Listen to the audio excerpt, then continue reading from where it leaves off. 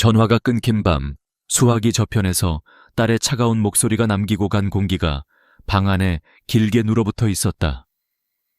잔액 23,000원, 관리비 2달 체납, 병원 고지서가 아직 서랍에 그대로인 현실 앞에서 이순자. 나는 거울 속 내 얼굴을 오래 바라보았다. 언제 이렇게 주름이 깊어졌을까? 새벽 장사를 나가던 젊은 날의 손등은 어디로 갔을까? 평생 모은 성실이 왜 노년의 안도감으로 돌아오지 못했을까? 엄마, 우리도 정말 힘들어요. 그 말이 나쁘지 않다고 스스로를 다독였지만 진실은 심장을 조용히 긁었다. 나는 통장을 덮고 불을 끄려다 다시 켰다. 어둠은 더 큰 어둠을 낳으니까. 그날 밤 나는 내 삶을 덮고 있던 5겹의 무거운 이불을 확인하기로 마음먹었다. 체면 때문에 지출한 수많은 봉투들, 나중에로 미루어둔 저축과 건강, 외로움을 돈으로 달래던 저녁들, 자식이 있으니 괜찮을 거라는 달콤한 착각, 그리고 작은 돈은 의미 없다는 말까지. 어쩌면 빈곤은 한 번에 오지 않는다.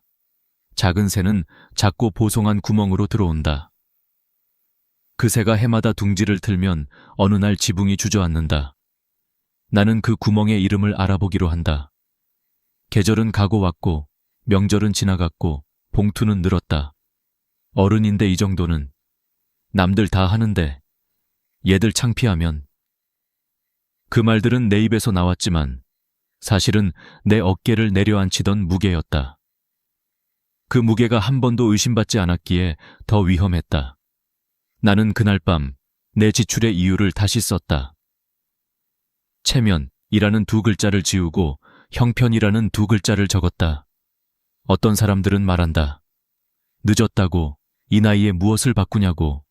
그러나 경험은 알려준다. 늦었다고 말하는 입술이야말로 내일을 훔치는 첫 도둑이라고. 지금 관절이 좀 아프고 기억이 가끔 흐려져도 마음이 결심하는 속도는 여전히 젊을 수 있다. 나는 의자 끄트머리에 앉아 종이에 이렇게 적었다.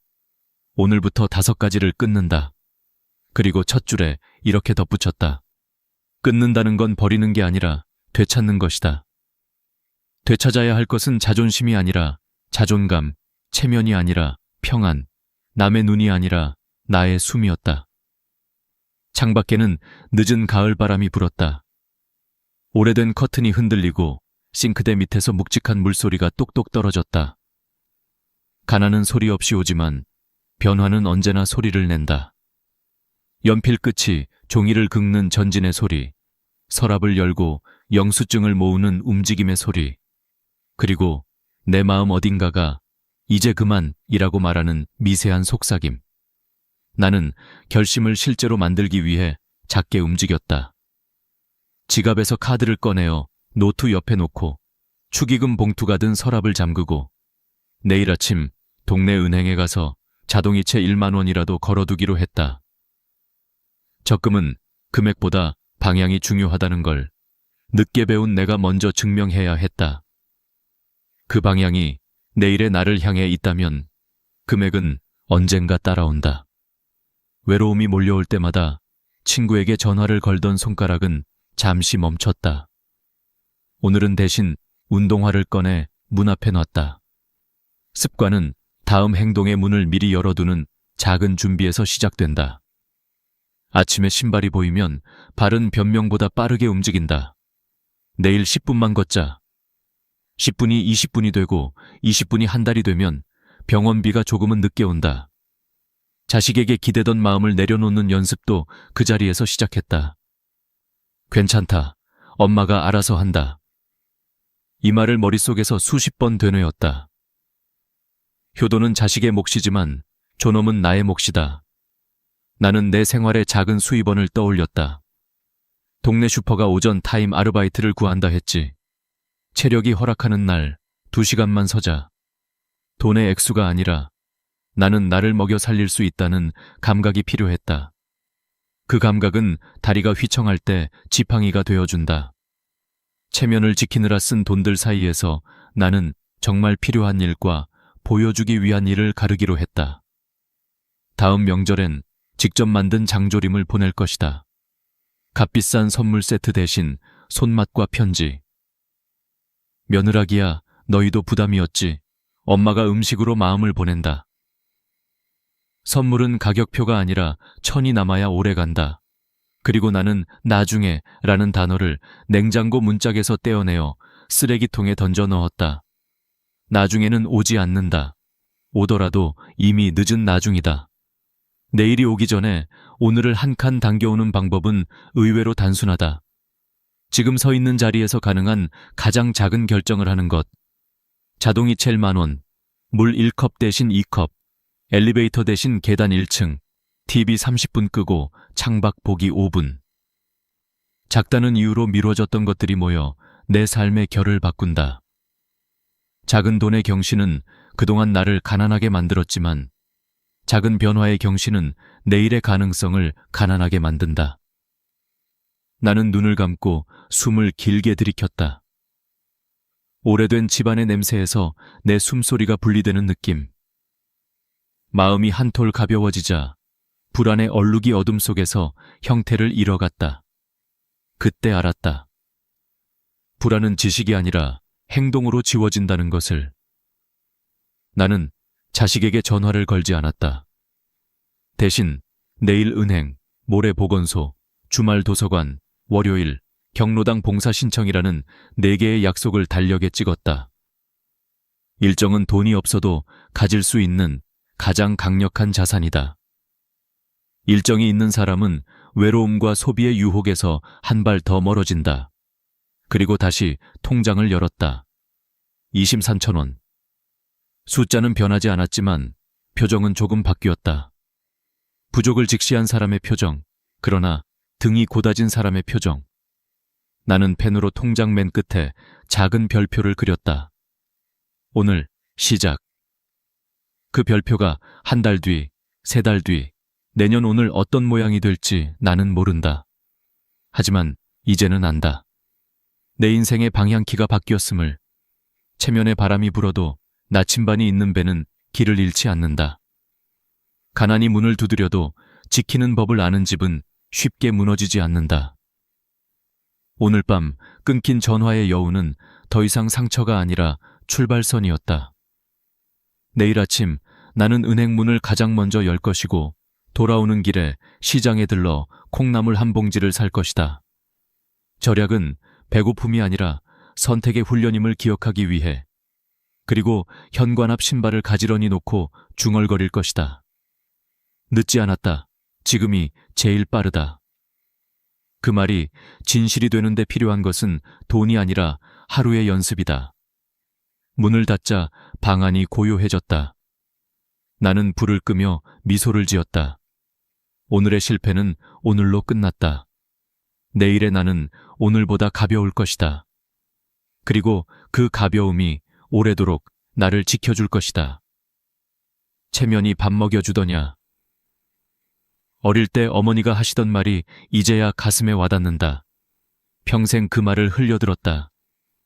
체면이란 건 사람의 품격을 지켜주는 갑옷이라 여겼다.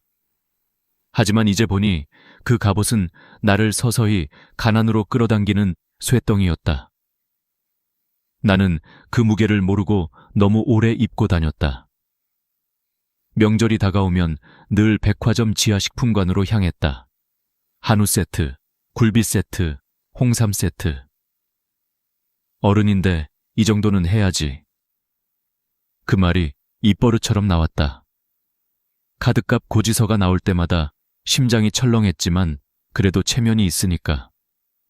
며느리 친정에도 보내야지. 안 그러면 뭐라고 들을까. 그렇게 명절 하나가 지나면 통장은 또 비었다. 나는 그때마다 내게 말했다. 다음 달엔 아껴 써야지. 그런데 그 다음 달엔 친구 아들 결혼식이 있었다. 다들 10만 원 낸다더라. 나만 5만 원 내면 얘가 창피하겠지. 그렇게 다시 봉투를 준비했다. 그리고 모임이 있었다. 오랜 친구들을 만나면 계산할 때 꼭 이렇게 말했다. 내가 낼게. 오늘은 내가 살게. 그 순간만큼은 뿌듯했다.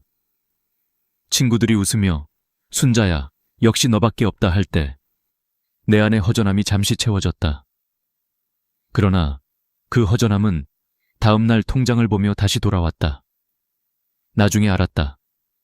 그건 허영이 아니라 불안이었다. 남들에게 인정받지 못하면 내가 사라질 것 같은 두려움. 그래도 어른인데 남들이 뭐라고 할까? 그런 생각이 나를 묶었다. 그런데 그 남들은 지금 어디 있을까? 내가 결혼식 축의금 많이 냈던 사람들, 명절마다 선물 보냈던 사람들, 내 생일을 기억하는 사람은 한 명도 없다. 체면은 결국 나만 믿은 허상이었다.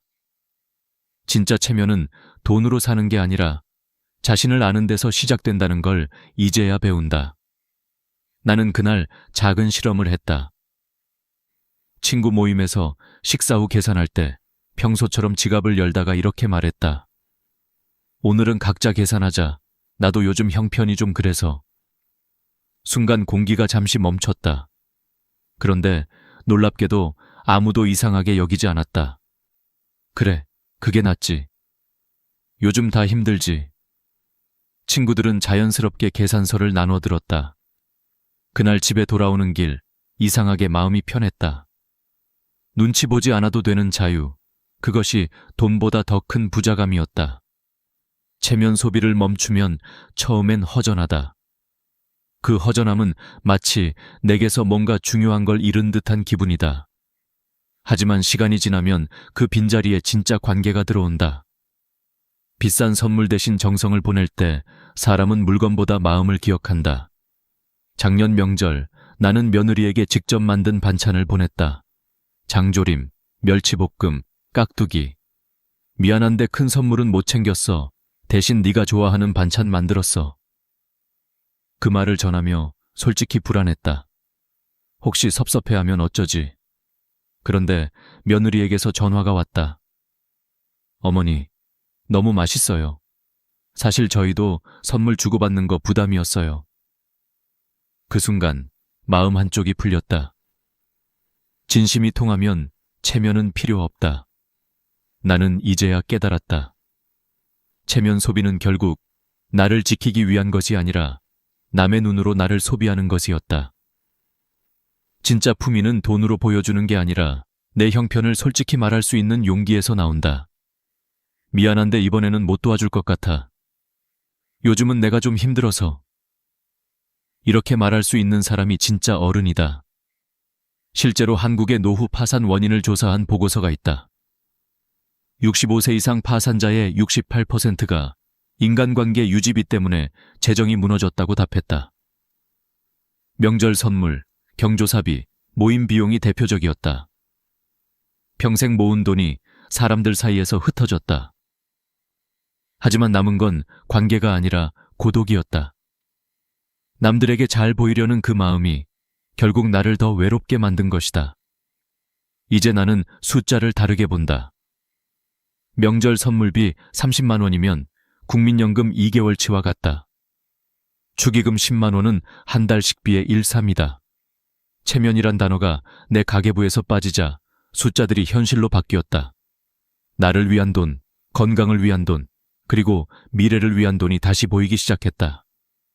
나는 더 이상 어른인데 이 정도는 이라는 말을 쓰지 않는다. 대신 이렇게 말한다. 내 나이에 맞게, 내 형편에 맞게. 그렇게 말할 수 있을 때 비로소 어른이 된다. 그리고 무엇보다 마음이 편하다. 그날 밤 나는 가계부 첫 페이지에 이렇게 적었다. 남의 눈보다 내 삶을 지키자. 체면은 내려놓고 평안을 입자. 불필요한 지출을 막는 건 단순히 돈을 아끼는 일이 아니라 나를 존중하는 일이다. 나를 지키는 첫 번째 습관, 그것이 체면 소비를 끊는 것이다. 창밖에서 가을비가 내렸다. 빗방울이 유리창을 두드리는 소리가 마치 내 마음을 씻어주는 듯했다. 그동안 사람들의 시선을 닦아내고 이제는 내 얼굴을 다시 본다. 주름 많은 얼굴이지만 거기에는 새로운 결심이 있다. 나는 내일도 장을 볼 것이다. 그러나 이번에는 다른 마음으로 가격표보다 필요를 먼저 보며 다른 사람보다 나 자신을 위해. 그게 진짜 품이다. 나중에 할게. 이 5글자는 내 인생의 가장 달콤한 독이었다.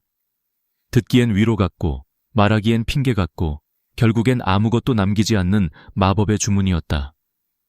나중에는 언제나 편하다. 지금은 바쁘니까, 지금은 돈이 없으니까, 지금은 시간이 없으니까. 하지만 그 지금이 쌓이면 어느 날 인생은 이제는 늦었다는 문을 닫는다.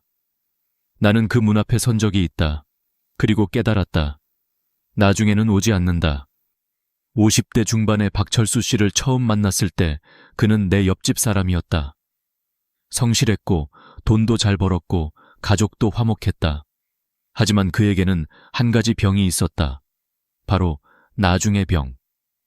친구가 연금보험을 권했을 때 그는 이렇게 말했다. 나중에 할게. 애들 대학 보내고 나면. 건강검진을 미루며 내년엔 꼭 받을게라 했다. 운동도 다음 달부터 해야지 라고 했다. 그렇게 10년이 흘렀다. 그리고 그는 60세에 회사를 그만뒀다. 퇴직금 7천만 원을 받았지만 어떻게 굴려야 할지 몰랐다. 나중에 공부 좀 하고 해야지. 그 사이 물가는 오르고 병원비는 늘고 기회는 사라졌다. 67세가 된 지금 그는 한 달 병원비 30만 원을 내며 말한다. 그때 뭐라도 시작했어야 했는데. 하지만 세상엔 그때라는 시간은 다시 오지 않는다. 나는 그의 이야기를 들으며 내 삶을 떠올렸다. 나도 그랬다. 나중에 라는 말을 믿었다. 은행 창구 직원이 적금 상품을 권할 때 지금은 여유가 없어요. 병원 의사가 건강검진을 권할 때 바빠서 다음에.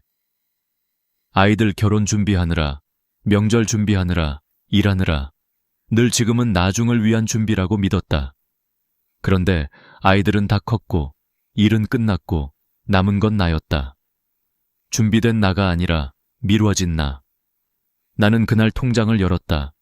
남은 돈은 30만 원. 그런데 놀랍게도 후회보다 다짐이 먼저 왔다. 지금이라도 해야겠다. 나중에를 끊는다는 건 거창한 결심이 아니다. 그냥 지금 하는 것이다. 예를 들어 저축. 지금 1만 원이라도 넣는 것이다. 운동. 오늘 10분이라도 걷는 것이다. 공부. 지금 유튜브 하나라도 보는 것이다. 미래를 준비한다는 건 거창한 계획이 아니라 사소한 실천의 반복이다. 한국은행 통계에 따르면 50대에 노후 준비를 시작한 사람보다 60대에 시작한 사람의 평균 연금 수령액은 42% 낮다고 한다. 10년 늦으면 평생의 안정감이 절반으로 줄어드는 셈이다. 건강도 마찬가지다. 50대에 운동을 시작한 사람은 70대의 평균 의료비가 40% 적다. 몸과 돈은 같아졌다. 미루면 이자가 붙는다. 나는 나중에를 끊기 위해 나만의 의식을 만들었다. 매달 15일, 오늘 시작의 날. 그날은 무엇이든 새로 하나를 시작하는 날이다. 이번 달엔 자동이체 적금 1만 원을 걸었다. 다음 달엔 요가 수업을 등록했다. 그 다음 달엔 건강검진 예약을 했다. 작은 행동이지만 그 달력의 빨간 동그라미가 나를 바꿨다. 사람은 자신이 지킨 약속의 횟수만큼 자신을 믿게 된다. 가끔 친구들이 말했다. 이 나이에 뭘 새로 해. 그 말이 나를 흔들었다. 하지만 나는 조용히 웃었다. 나이는 숫자지만 습관의 나이는 따로 있다. 오늘 시작하면 내 습관의 나이는 다시 1살이 된다. 그리고 그 1살은 80이 되어도 자라난다. 나는 나중에를 미루는 대신 내일의 나에게 편지를 쓴다. 내일의 나야, 오늘의 나는 조금 용감했어. 은행에 가서 통장 만들었어. 걷기 운동도 했어. 네가 이걸 읽을 때 혹시 또 미루고 싶어질까봐 이 편지를 남겨. 그 편지를 읽는 날 나는 다시 걸었다. 편지는 약속이다. 나중에를 끊는 가장 확실한 방법은 지금의 자신과 약속하는 것이다. 그리고 나는 나중에를 지금으로 바꾸는 연습을 했다. 나중에 전화해야지가 떠오르면 바로 전화를 걸었다. 나중에 치워야지가 떠오르면 그 자리에서 일어났다. 나중에를 입에 올릴 때마다 나는 이렇게 중얼거렸다. 지금이 그 나중이야. 노후 빈곤의 절반은 나중에에서 시작된다. 지금 준비하지 않으면 언젠가 준비할 수 없게 된다. 그리고 늦게 시작했더라도 시작하는 순간 나중은 사라진다.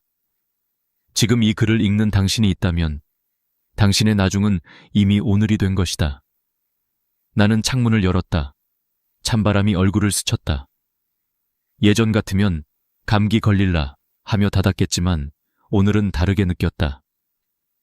신선한 공기가 폐 속으로 들어오며 속이 환해졌다.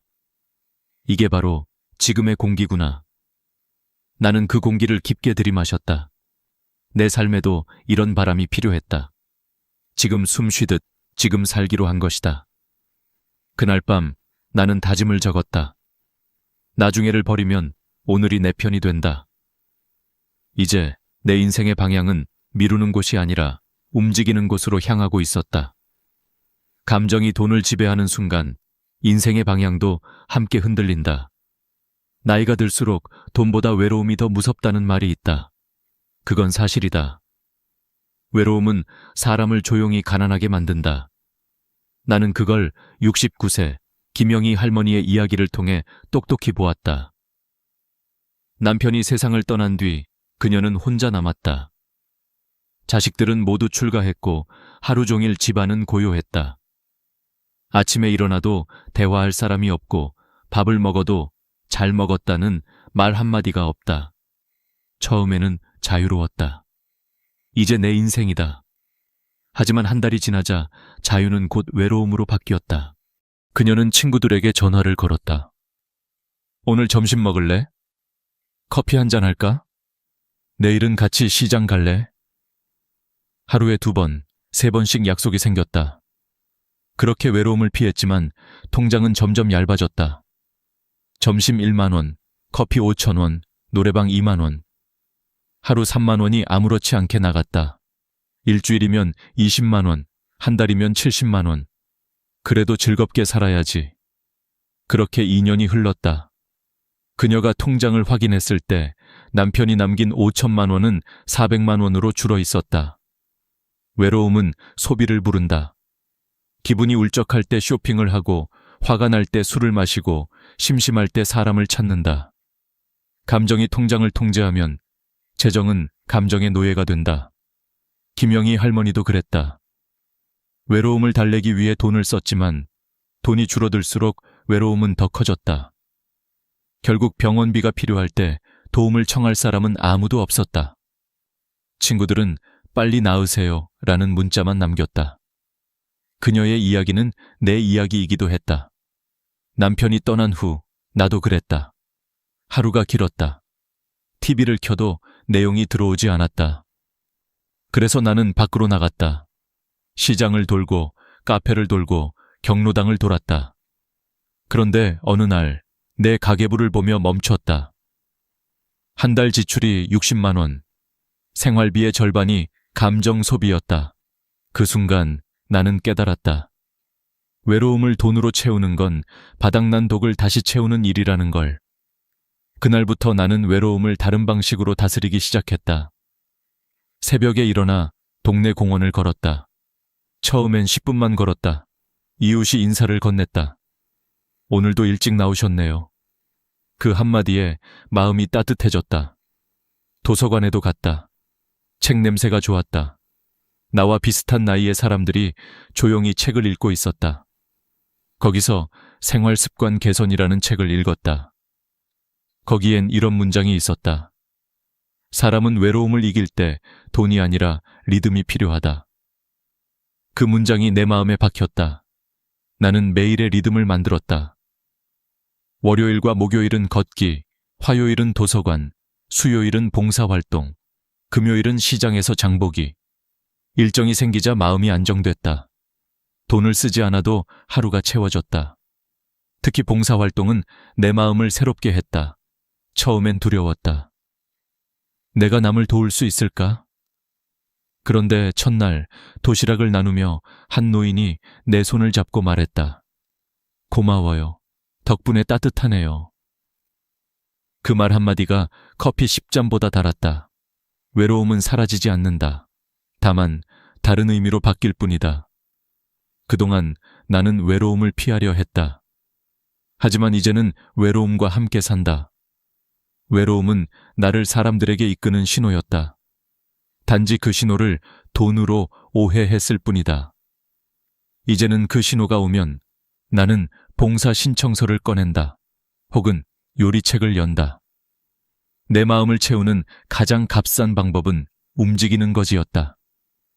감정 소비는 단순한 돈 문제가 아니다. 그것은 자존감의 문제다. 감정에 휘둘릴 때마다 내 안의 자존감이 조금씩 닳는다.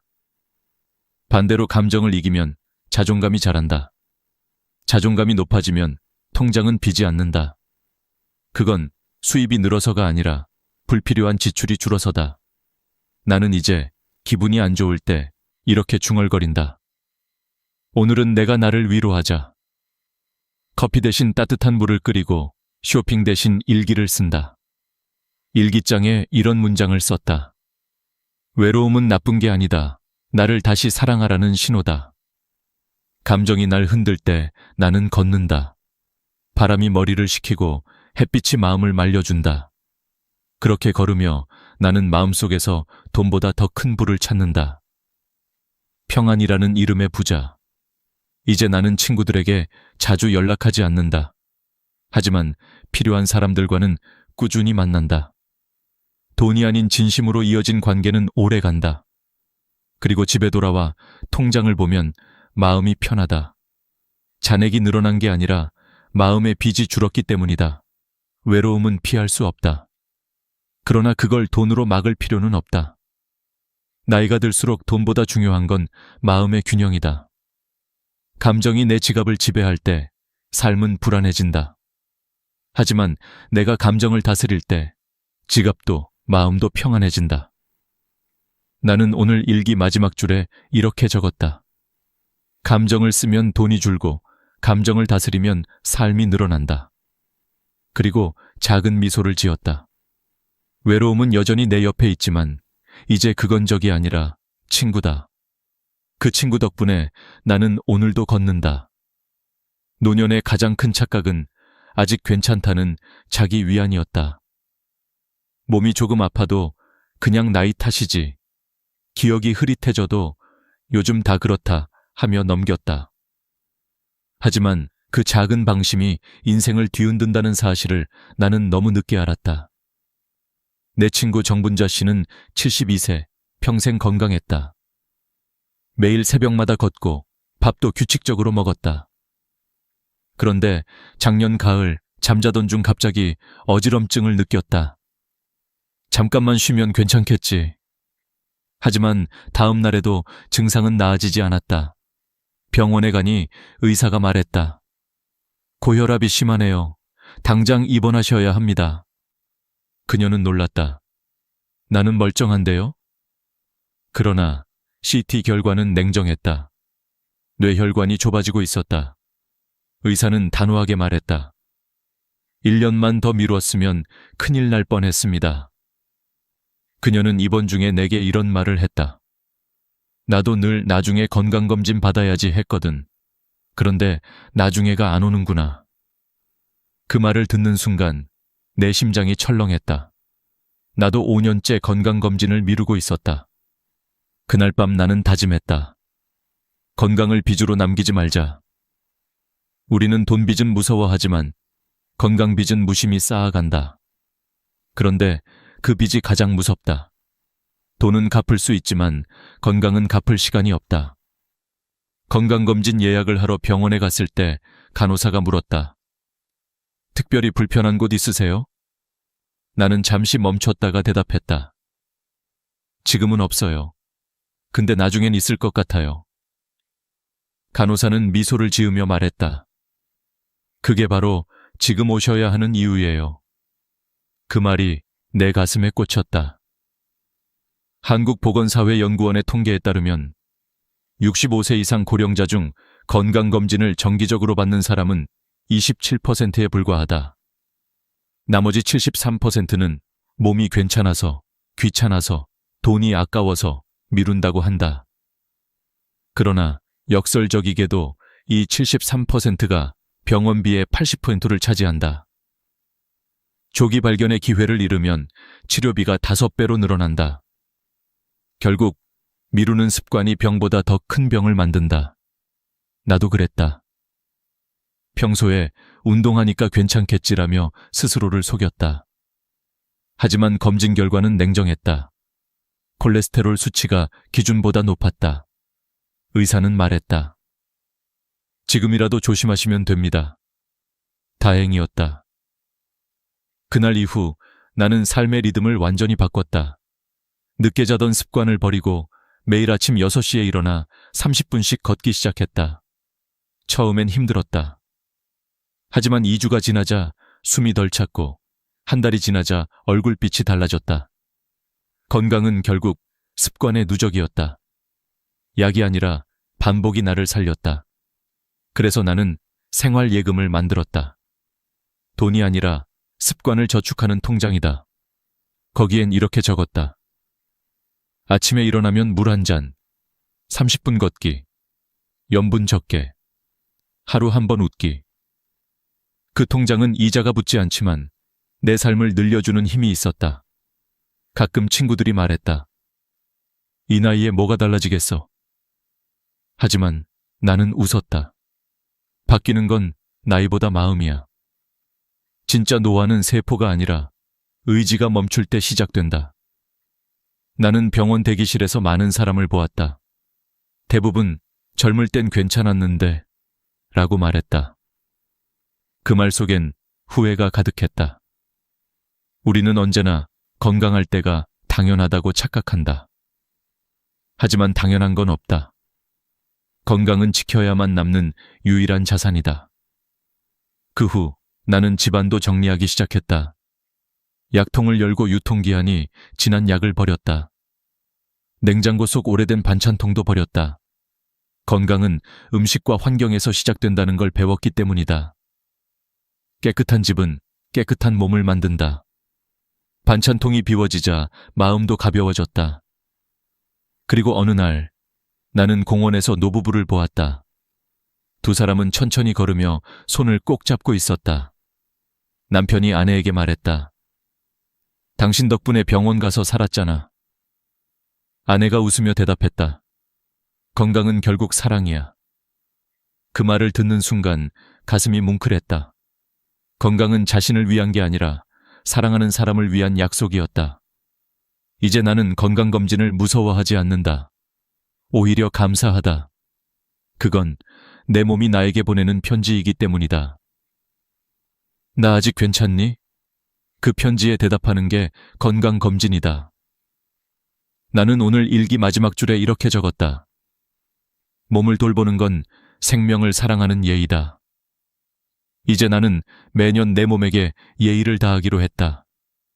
그것이 돈보다 귀한 투자이며 가장 확실한 연금이기 때문이다. 인생의 마지막 정리는 물건이 아니라 마음이었다. 나이가 들수록 버리는 일보다 남겨두는 일이 더 어려워진다. 그러나 나는 깨달았다. 정리하지 않으면 삶은 나를 짓누른다. 그건 집안의 물건만이 아니라 관계와 후회, 그리고 미련까지 포함된다. 언젠가부터 내 집은 물건의 무덤 같아졌다. 유통기한 지난 약통, 깨진 반찬통, 고장난 전자제품, 쌓인 종이 더미들. 이 모든 것이 내 인생의 짐이 되어 있었다. 그런데 어느 날 그 짐을 정리하기 시작하자 놀라운 일이 일어났다. 마음이 가벼워진 것이다. 처음엔 단순히 청소라고 생각했다. 하지만 버릴수록 깨달았다. 정리란 결국 살아온 흔적을 정직하게 마주하는 일이었다. 버릴 때마다 기억이 스쳤다. 오래된 사진을 버릴 때는 웃음과 눈물이 함께 났다. 낡은 옷을 버릴 때는 이 옷 입고 아들 결혼식 갔었지 라는 생각이 났다. 그러나 이상하게도 버리고 나면 후련했다. 과거를 버린 게 아니라 현재의 나를 찾아낸 느낌이었다. 이웃 박노인 씨는 나보다 5살 많았다. 어느 날 그가 말했다. 정리 안 하면 결국 자식들이 대신 정리한다. 그 말이 내 가슴을 쳤다. 그는 미리 집을 비웠다. 필요 없는 물건을 모두 버리고 남은 건 책 30권과 식탁 하나, 침대 하나뿐이었다. 이게 내 인생의 무게야. 그는 웃으며 말했다. 그의 집은 마치 작은 호텔 같았다. 공간이 넓고 공기가 맑았다. 나는 그 집에 들어서는 순간 마음이 정화되는 느낌을 받았다. 그날부터 나도 조금씩 비우기 시작했다. 서랍을 열고 10년 된 영수증을 버렸다. 장롱을 열고 입지 않는 옷을 기부했다. 그리고 마음속 서랍도 열었다. 오래된 원망과 미련을 꺼냈다. 그때 그 사람만 아니었어도 왜 나는 항상 손해만 봤을까? 그런 생각들을 하나씩 꺼내며 적었다. 그리고 종이를 찢어버렸다. 그 순간 정말 이상하게도 어깨가 가벼워졌다. 물건을 버리면 공간이 생기고 감정을 버리면 평화가 생겼다. 한국의 정리 전문가 박현주 씨는 이렇게 말했다. 집은 결국 마음의 거울이다. 어수선한 집엔 미뤄진 감정이 쌓인다. 그 말을 듣고 나는 집안을 둘러보았다. 구석마다 미뤄둔 감정이 숨어 있었다. 버리지 못한 물건들은 결국 버리지 못한 나의 마음이었다. 그래서 나는 버릴 때마다 스스로에게 물었다. 이건 정말 지금의 나에게 필요한가? 필요 없으면 과감히 버렸다. 그렇게 3개월이 지났다. 놀랍게도 내 집이 달라졌다. 거실 바닥이 보이고 주방이 빛났다. 하지만 가장 크게 달라진 건 내 마음이었다. 아침에 눈을 뜨면 답답하지 않았다. 공기가 다르게 느껴졌다. 깨끗한 공간은 생각을 맑게 하고 생각이 맑아지면 하루가 달라졌다. 정리는 단순히 청소가 아니라 인생을 새로 짓는 일이었다. 나는 이제 정리를 하나의 의식으로 삼았다. 매주 일요일 오후 음악을 틀고 서랍 하나를 정리한다. 손끝에 먼지가 묻을 때마다 지난 시간을 닦아내는 기분이다. 때로는 버리기 아까운 물건이 있다. 그럴 땐 사진을 찍고 고마웠어요 라고 인사한 후 버린다. 그 인사가 내 마음을 덜 아프게 한다. 정리는 죽음을 준비하는 일이 아니라 삶을 더 잘 살기 위한 연습이다. 내가 떠난 뒤 자식들이 내 물건을 치우며 눈물을 흘리기보다 내가 살아있을 때 내 손으로 내 인생을 정리하는 게 더 아름답다. 남은 물건보다 남은 사람이 더 소중하기 때문이다. 마지막으로 나는 서랍 안에 편지 한 장을 넣었다. 이 집을 정리하면서 배운 것은 버림은 끝이 아니라 시작이었다. 이제 남은 공간에는 내가 사랑하는 사람들과 평화가 머물기를. 그 편지를 넣고 서랍을 닫을 때 내 안에서도 하나의 문이 닫히고 또 다른 문이 열렸다. 정리는 결국 비움으로 채우는 예술이었다. 마지막으로 나는 여러분께 말하고 싶다. 지금 눈앞에 있는 물건 하나 버려보세요. 그건 단순한 청소가 아니라 새로운 인생의 시작입니다. 8가지를 다 버리지 못해도 괜찮아요. 오늘 단 한 가지만 비워도 내일의 공기는 달라질 겁니다. 이제 나의 집은 조용하다. 그러나 그 고요함 속에는 따뜻한 생기가 흐른다. 내 삶은 여전히 진행 중이고 나는 여전히 배우고 있다. 버릴수록 삶은 가벼워지고 가벼울수록 행복은 가까워진다. 나는 오늘 일기 마지막 줄에 이렇게 적었다. 정리는 끝이 아니라 내일을 위한 여백이다. 안녕하세요, 여러분. 오늘은 정말 중요한 이야기를 드리려고 합니다. 이 영상을 끝까지 보지 않으면 올해만 400만 원을 놓칠 수도 있습니다. 믿기지 않죠? 하지만 실제로 그런 일이 지금도 일어나고 있어요. 제가 얼마 전에 상담했던 분이 계세요. 경기도 의정부에 사는 68세 박영자 할머니. 할머니는 작년에 기초연금 신청 기간을 놓쳐서 1년 동안 한 푼도 못 받으셨습니다. 한 달에 33만 원씩이면 1년이면 거의 400만 원이잖아요. 그 돈이면 쌀도 사고 전기세도 내고 반찬도 살 수 있는데 할머니의 목소리에는 분노보다 더 깊은 허탈함이 담겨 있었습니다. 그냥 누가 알려주겠지 했어요. 근데 아무도 말 안 해줬어요. 그 말이 마음에 남았어요. 이 나라는 제도를 만들었지만 알려주지는 않았구나. 뉴스에서도, 신문에서도, 인터넷에서도 복잡한 용어만 넘쳐나고 우리 어르신들께서는 나랑은 상관없는 이야기라며 넘기십니다. 하지만 아닙니다. 이건 지금 당신의 이야기입니다.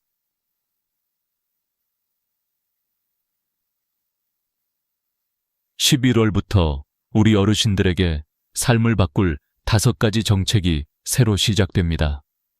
1. 기초연금 인상, 기노인 일자리 확대, 3. 병원비 부담 경감, 4. 에너지 바우처 지원 확대, 5. 교통비 혜택 확장. 이 5가지를 알면 겨울을 따뜻하게, 노후를 든든하게 보낼 수 있습니다. 그런데 문제는 한 가지. 이 혜택들, 가만히 있으면 자동으로 주어지지 않습니다. 신청해야 합니다. 직접 움직여야 하고 기한 안에 서류를 내야 합니다. 지금 이 순간에도 이미 신청한 분들이 있습니다. 주변 사람들은 정보를 듣고 발빠르게 움직이지만 정보를 모르는 사람은 그대로 놓칩니다. 나는 나중에 해야지. 시간 있을 때 천천히 보자.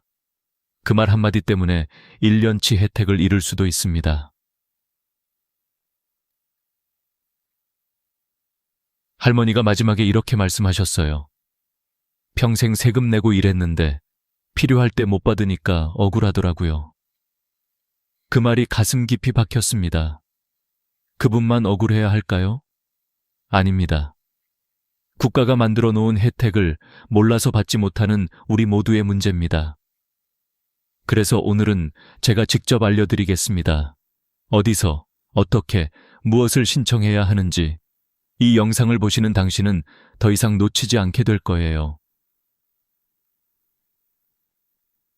이제부터 하나씩 이야기해 보겠습니다. 먼저 가장 많은 분들이 궁금해하시는 첫 번째 변화, 기초연금. 누가 얼마나, 어떻게 받는 걸까요? 한 달에 34만 원이 넘는 돈이 들어올 수도 있습니다. 하지만 조건과 기준이 바뀌었기 때문에 작년에 안 됐던 분이 올해는 받을 수도 있습니다. 이제 본격적으로 살펴보겠습니다. 저는 이 이야기를 할 때마다 꼭 말씀드리고 싶어요. 기초연금은 시혜가 아니라 권리입니다. 나라가 당신을 돕는 게 아니라 당신이 평생 낸 세금으로 되돌려 받는 겁니다. 그런데 아직도 많은 분들이 이렇게 말씀하세요. 나는 국민연금도 받는데 기초연금은 못 받겠지? 아니요. 그렇지 않습니다.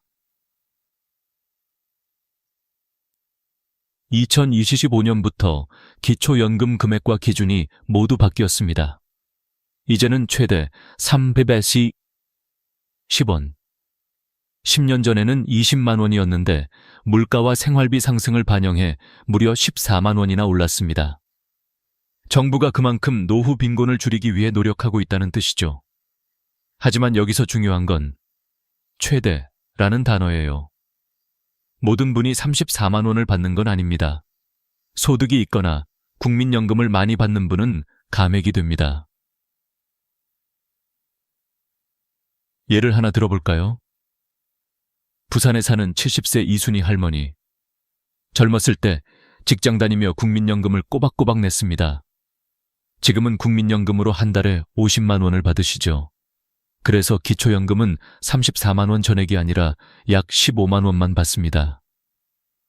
처음엔 억울하다고 하셨어요. 나는 열심히 냈는데 왜 줄어요? 하지만 생각해보면 국민연금 50만 원 플러스 기초연금 15만 원, 1월 65만 원이잖아요. 결국 합쳐서 안정된 생활비를 보장받는 구조인 겁니다.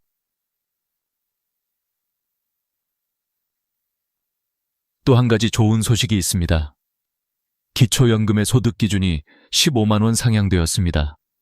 작년에는 월소득 213만 원 이하만 받을 수 있었는데 이제는 228만 원 이하까지 가능합니다. 이게 무슨 뜻이냐면요. 작년의 기준을 조금 넘어서 못 받았던 분들이 올해는 받을 수 있다는 거예요. 대전에 사는 66세 최영순 할머니가 좋은 예입니다. 작년에는 월 220만 원 소득 때문에 탈락했지만 올해는 기준이 228만 원으로 올라가면서 기초연금 수급 자격이 생겼습니다. 지금은 매달 34만 원씩 받으며 생활이 훨씬 여유로워졌죠. 할머니는 웃으며 그러셨어요. 7만 원 차이로 작년에 못 받았는데 올해는 이렇게 받으니까 정말 고마워요.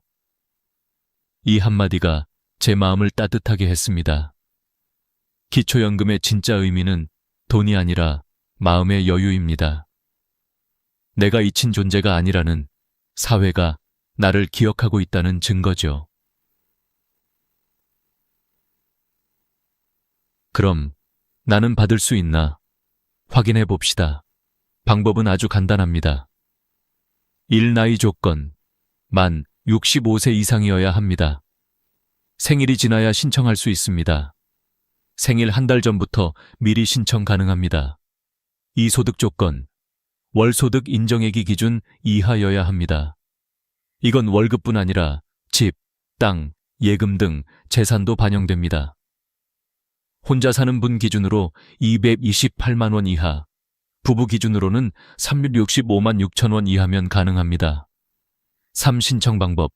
3가지 중 하나를 고르세요. 1. 가까운 주민센터 방문. 2. 복지로 홈페이지 접속. 3. 국민연금공단 13555 전화. 실제 사례 하나 더 소개할게요. 경기도 고양시에 사는 67세 김정희 할머니. 작년에 나도 받을 수 있을까? 궁금해서 국민연금공단에 전화하셨대요. 직원분이 이렇게 물어봤답니다. 혼자 사세요? 소득은요? 일은 하시나요? 답을 듣고 바로 이렇게 말했대요.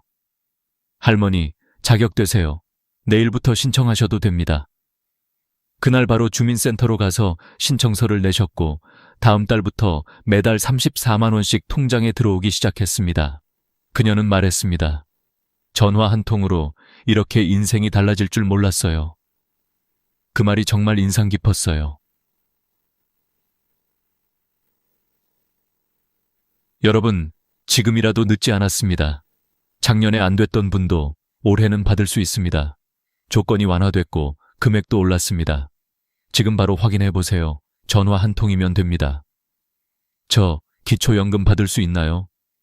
이 한마디면 충분해요. 그 전화 한 통이 당신의 한 달 생활비를 바꿀 수 있습니다.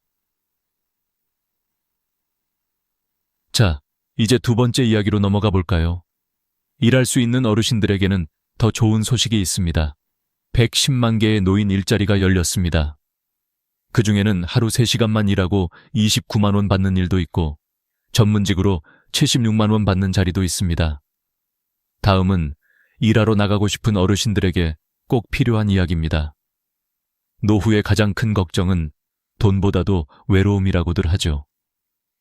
그런데요, 놀랍게도 일자리가 그 두 가지를 한꺼번에 해결해 줍니다.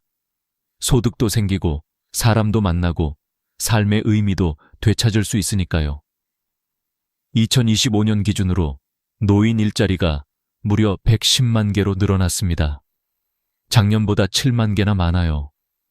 정부가 이제는 일하고 싶은 어르신들에게 기회를 주자라며 베이비붐 세대가 본격적으로 고령층에 진입하자마자 예산을 크게 늘린 겁니다. 그럼 어떤 일자리가 있는지 하나씩 볼까요? 첫 번째는 공익활동형이에요. 이게 전체의 70%를 차지해요. 69만 2천 개 자리가 있습니다. 초등학교 앞에서 등하교 도우미를 하시거나 공원 청소, 노인 돌봄, 도서관 정리 같은 일입니다. 어렵지 않아요. 하루 3시간, 한 달에 30시간 정도 일하시면 됩니다. 한 달 29만 원을 받습니다. 인천에 사는 67세 정미숙 할머니는 노노케어 사업에 참여하고 계십니다.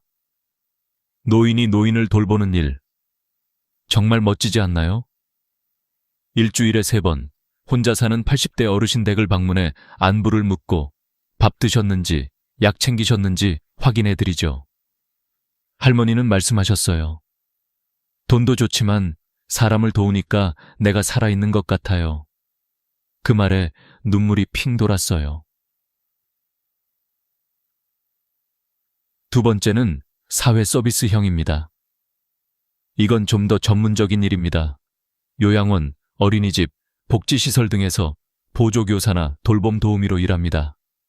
급여는 월 76만 원이에요. 공익활동형보다 훨씬 높죠.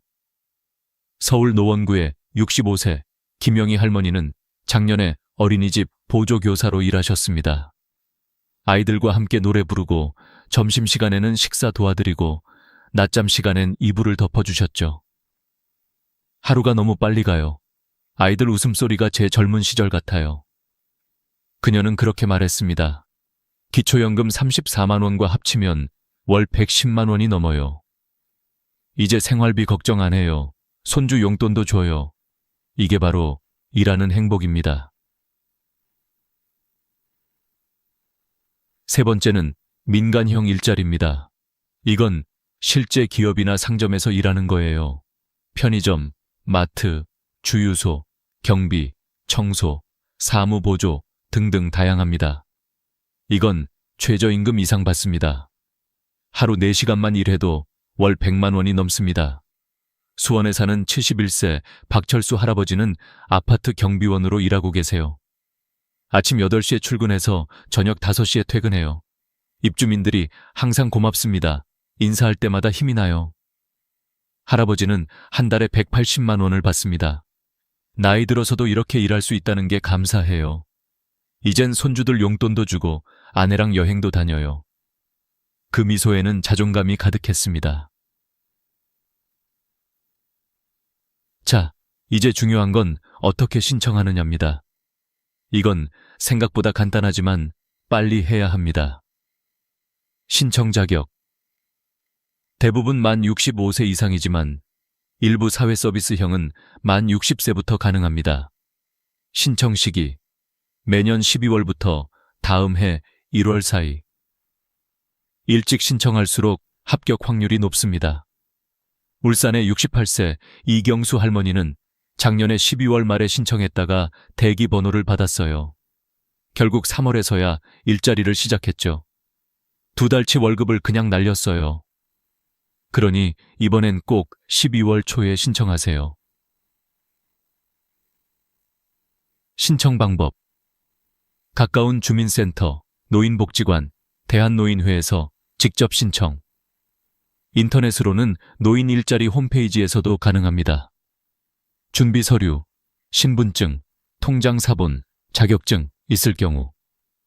선발 기준, 소득이 낮을수록, 독거 어르신일수록, 국가유공자, 장애인, 자격증 보유자는 점수가 높습니다. 일자리는 단순히 돈을 버는 수단이 아닙니다.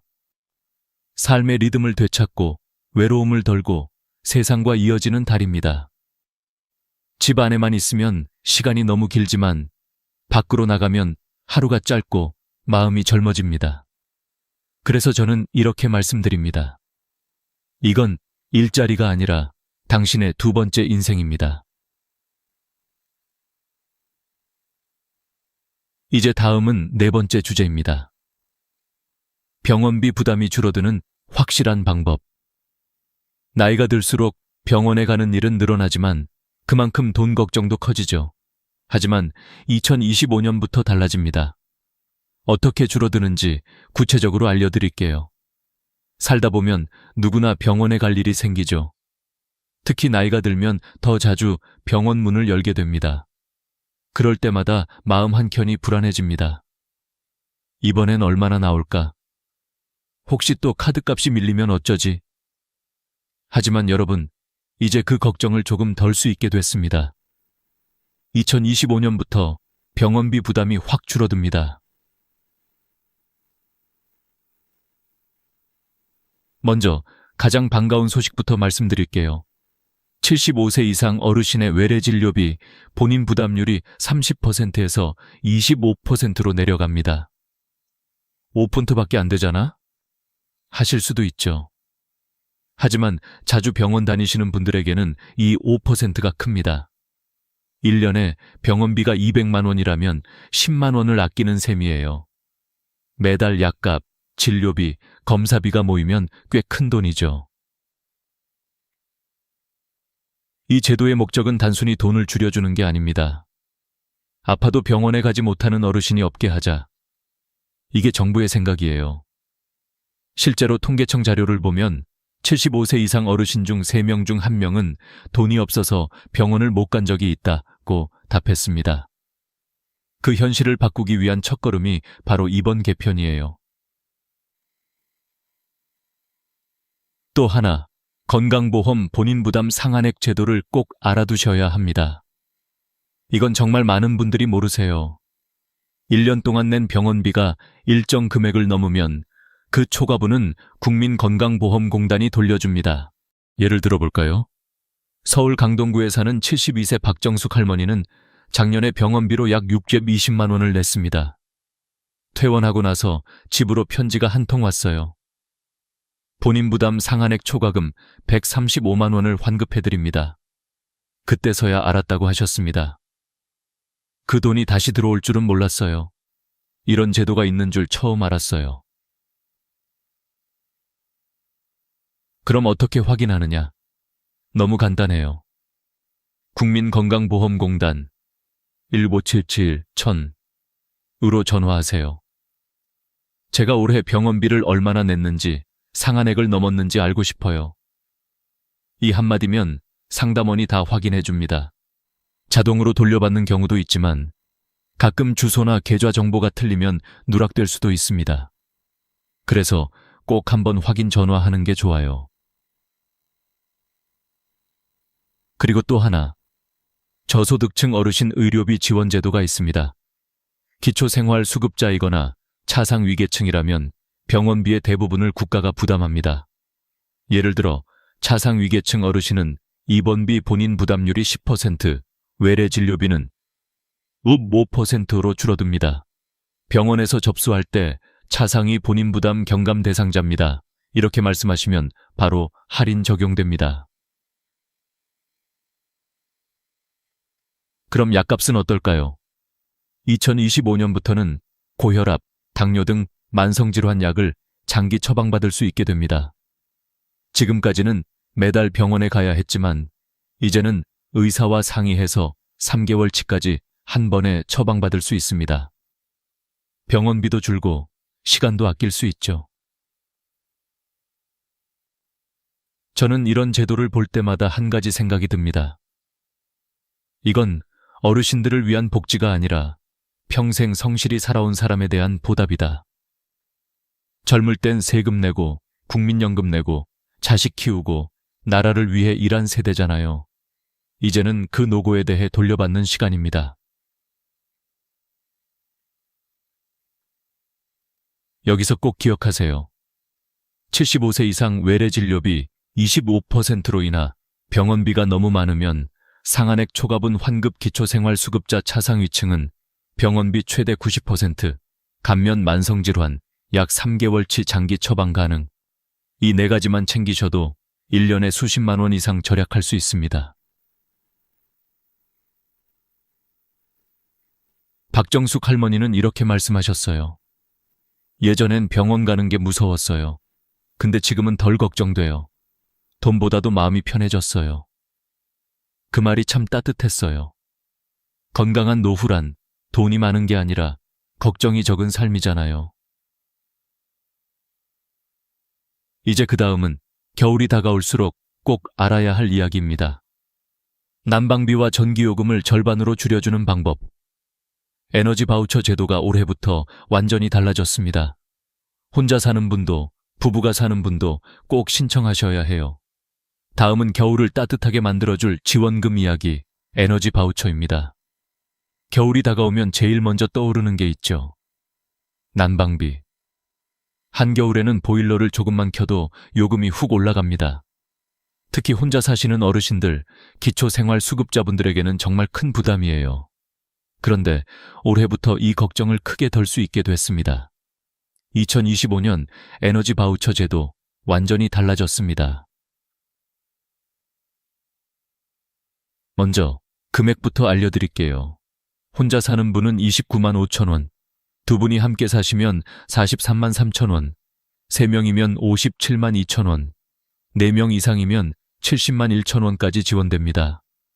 작년보다 많게는 10만 원 이상 올랐어요. 서울 강북구의 75세 정춘자 할머니는 올해 처음 이걸 신청하셨대요.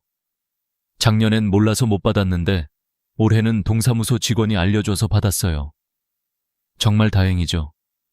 할머니는 난방비 부담이 반으로 줄었다며 환하게 웃으셨습니다. 보일러 마음 놓고 틀 수 있어서 너무 좋아요. 예전엔 전기장판만 덮고 떨었는데 이젠 집이 따뜻하니까 마음까지 편해요. 그런데 올해 가장 큰 변화는 여름 겨울 구분 폐지입니다. 작년까진 여름용 겨울용으로 나눠서 지원됐는데 이제는 한 번에 전체 금액이 지급됩니다. 즉, 언제, 얼마나 쓸지는 여러분이 정할 수 있습니다. 예를 들어 여름엔 선풍기로 버티고 겨울에만 많이 쓰고 싶다면 겨울에 몰아서 써도 됩니다. 반대로 더위에 약하신 분들은 여름에 먼저 써도 돼요. 정부가 아니라 당신이 직접 선택하는 구조로 바뀐 겁니다.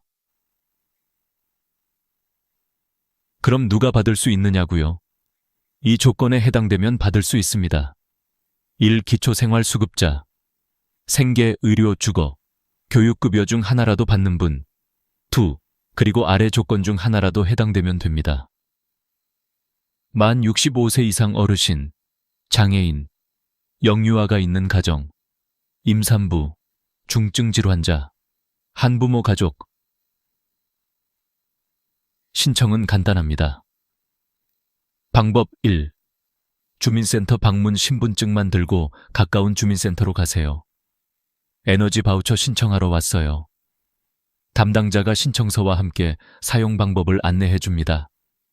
방법 2. 복지로 홈페이지 온라인 신청 공동인증서나 간편인증으로 로그인 후 클릭 몇 번이면 끝납니다. 요즘은 휴대폰으로도 가능해요. 신청 마감일은 12월 31일, 사용기간은 내년 5월 25일까지. 올해 7월부터 이미 사용 중인 분들도 많아요. 그리고 중요한 포인트 하나. 에너지 바우처는 두 가지 방식으로 사용할 수 있습니다. 1. 가상카드형, 전기 도시가스 지역 난방, 고지서에서 자동 차감됩니다. 2. 실물카드형, 국민행복카드로 지급되어 연탄 등유 LPG를 살 때 직접 결제. 신청할 때 두 가지 중 원하는 방식 하나를 고르시면 됩니다. 그럼 이런 분들이 궁금하실 거예요. 작년에 이미 받았는데 올해도 다시 신청해야 하나요? 아닙니다. 주소나 가족 구성, 계좌가 변동이 없으면 자동 신청됩니다. 하지만 만약 이사했거나 가족 수가 달라졌다면 반드시 다시 신청해야 합니다.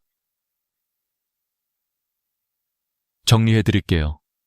혼자 살면 약 30만 원, 둘이면 43만 원 이상 지원 여름 겨울 구분 없이 자유롭게 사용 가능 주민센터나 복지로에서 12월 31일까지, 신청 사용 기간은 내년 5월 25일까지. 서울 구로구에 사는 69세 김명자 할머니는 이렇게 말씀하셨어요. 이건 단순한 지원금이 아니라 마음의 온기예요.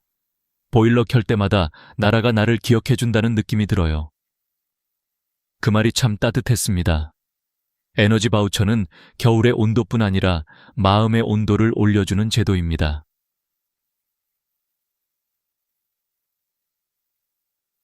이제 마지막 5번째 이야기로 넘어가겠습니다. 매일 타는 버스, 매번 찍는 교통카드. 그 한 번의 삑에도 숨은 혜택이 있다는 걸 아시나요? 올해부터 일부 지역에서는 버스비도 돌려받을 수 있습니다. 다음은 교통비 혜택, 65세 이상 어르신이 절대 놓치면 안 되는 마지막 지원제도입니다. 삑!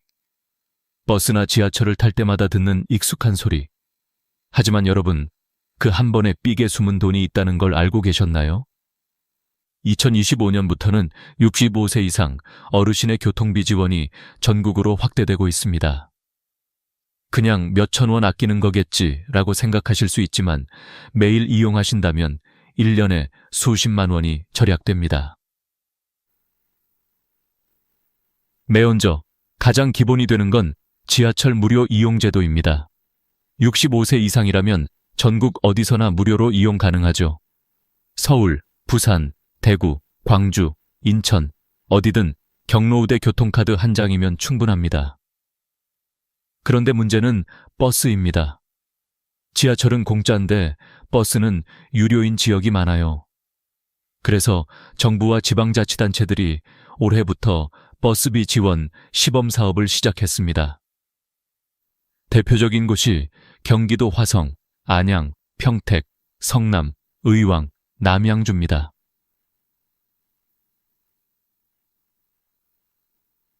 예를 들어볼까요? 성남시에 사는 70세 윤경자 할머니는 매일 버스로 시장에 갑니다. 작년엔 왕복 2,600원씩 한 달에 약 6만 원이 들었어요. 그런데 올해부터는 교통비 캐시백 제도 덕분에 한 달에 쓴 버스비를 나중에 돌려받게 됐습니다. 성남은 연간 최대 23만 원까지 환급돼요. 결국 1년에 4개월은 버스를 공짜로 타는 셈이죠. 의왕시는 조금 다릅니다. 65세 이상이면 분기마다 5만 원씩, 연간 20만 원까지 지원합니다. 버스 탈 때마다 경로우대 카드로 찍기만 하면 나중에 계좌로 환급이 들어옵니다. 그리고 정말 놀라운 소식이 있습니다. 대구는 2025년부터 75세 이상 어르신 버스 완전 무료. 지하철뿐 아니라 시내버스도 무료입니다. 그리고 매년 한 살씩 낮춰서 2026년엔 74세, 2027년엔 73세, 2030년엔 70세 이상이면 누구나 무료가 됩니다. 광주도 기너스 패스 제도를 도입했어요. 65세 이상이 한 달에 15번 이상 버스를 타면 이용요금의 최대 50%를 돌려줍니다. 탈수록 돌려받는 시스템이 된 거예요. 서울은 아직 버스는 유료지만 중구나 일부 자치구는 자체 예산으로 교통비를 지원합니다. 택시까지 포함하는 곳도 있습니다. 이건 지역마다 다르기 때문에 꼭 주민센터에 전화로 확인하세요. 65세 이상 교통비 지원 있나요?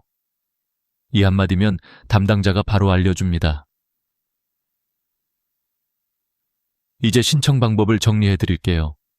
카드 재발급 대부분의 지역은 농협 또는 주민센터에서 재발급 받습니다. 신분증과 통장만 들고 가세요. 어르신 교통카드 재발급 받으러 왔어요. 바로 그 자리에서 카드가 나옵니다. 사용 방법, 버스 탈 때마다 그 카드로 삑. 한 달 단위로 사용 내역이 집계되어 분기마다 환급금이 자동 입금됩니다. 추가 팁. 지하철에서 버스로 환승할 때는 버스 요금이 적용됩니다. 반대로 버스에서 지하철로 환승할 때는 무료입니다. 환승 시간은 30분 이내, 꼭 기억하세요.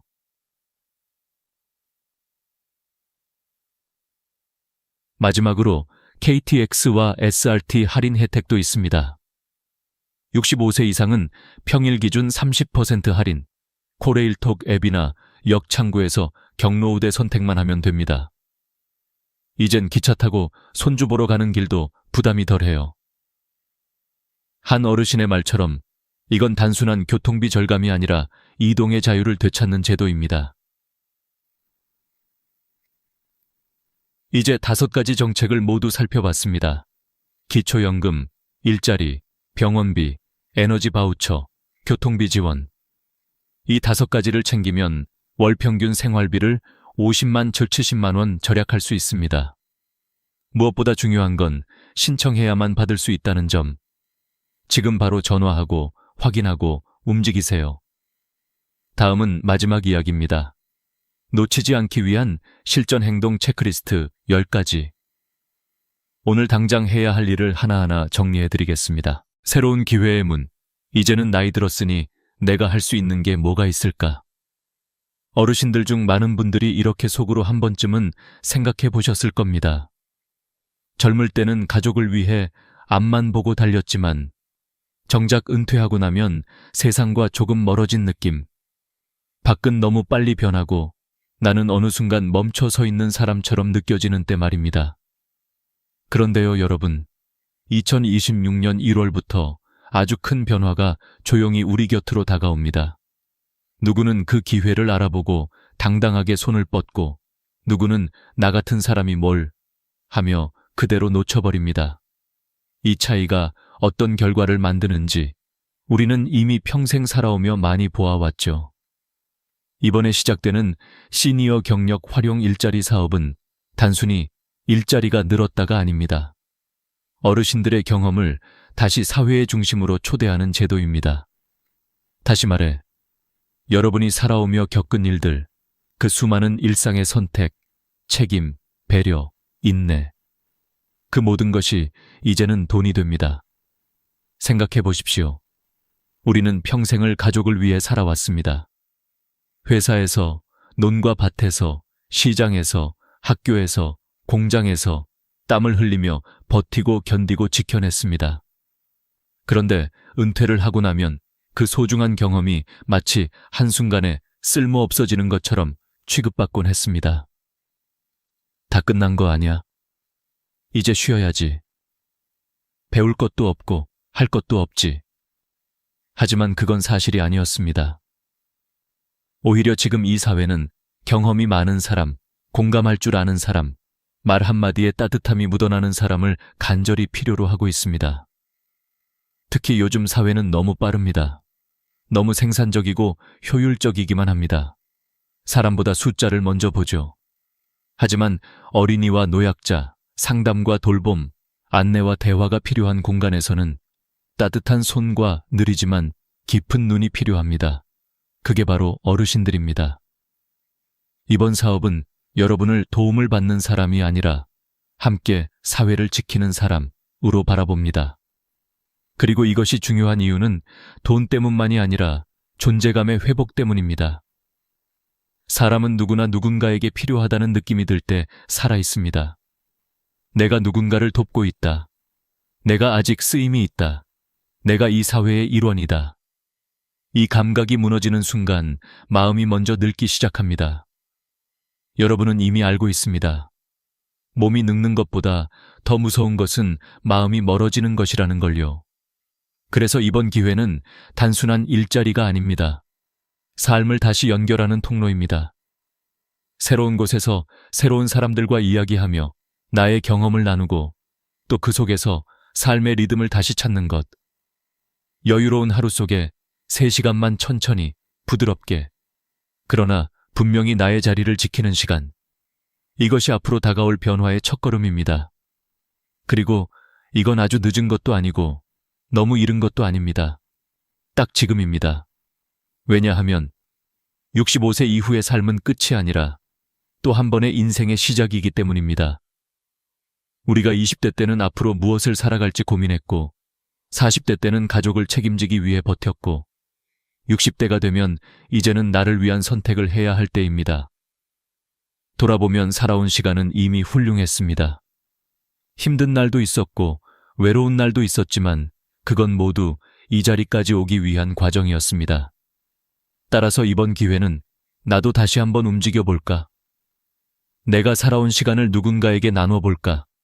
이 질문에 대답할 수 있는 아주 현실적이고 구체적인 길입니다.